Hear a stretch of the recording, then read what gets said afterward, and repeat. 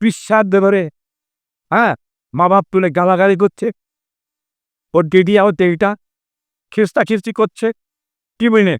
আজকে ছোট বুড়ি ঠিকে দিয়ে বাপটা তার দাদা বুড়িকে দেখে গালাগালি করেছে, কি বুঝলেন?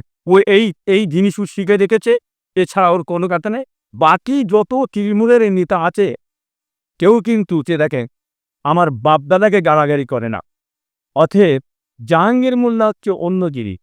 জাহাঙ্গীরের পায়ের তলায় যা আছে, অকাল মোল্লার পবারে তার এই চ্যালেঞ্জ করে বলছি, হ্যাঁ, তার একটা নীতি আদর্শ, সে পার্টি পড়ে, হ্যাঁ, এই নোংরাও মনে পাখি, হ্যাঁ, জাহাঙ্গীর করে না, কি বলেন? হতে পারে সে আপনি বলতে পারেন আপনি উনি টিএমসির নাম না, টিএমসির নাম নাই, আমি নাম যে লোকটা ভালো তার নাম করি, যে দশের কাজ করে তাকে আমি ভালোবাসি, দলমত নির্বিশেষে। অতএব জাহাঙ্গীর যদি গুন্ডামি করে, তোলাবাজি করে, কি বুঝলেন, রাহাজানি করে, সে বাংলার মানুষ দেখতে পাবে, অটোমেটিক করে চলে যাবে। অতএব গুন্ডামিটাকে, তোলাবাজিটাকে, হ্যাঁ, খুন করাটাকে, ভোটটা ডুব করাটাকে তৃণমূলের কোনো নেতাকে আমি মেনে নিই না, লোবো না। অন্যায়ের প্রতিবাদ করি।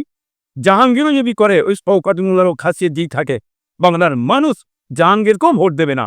অতএব পয়কার মধ্যে কাঁপে, এই যে কাঁপে, এই যে জাহান্নামার পুত্তা, এর খাসিয়ে থাকার এর ভাঙড়ে দহরি পেরিয়েছে, গোটা ভাঙড়ে উত্তার করে, গোটা ভাঙড়টাকে শেষ করে অশান্তিতে ভরে দিয়েছে, গোটা ক্যানিংটা অশান্তিতে ভরে দিয়েছে, শেষ করে দিয়েছে। মানুষ পড়ে গেছে, ব্যানার্জি চেষ্টা করতে কিভাবে কৌশলে ভোটটা লিয়া যায়, সেই কৌশলটা চালিয়েছে। ইনশাল্লাহ বাংলার মানুষ কিন্তু জেনে গেছে, বাংলার মানুষ কিন্তু ভুলে যায়নি, এই কথাই বলতে চাইছি।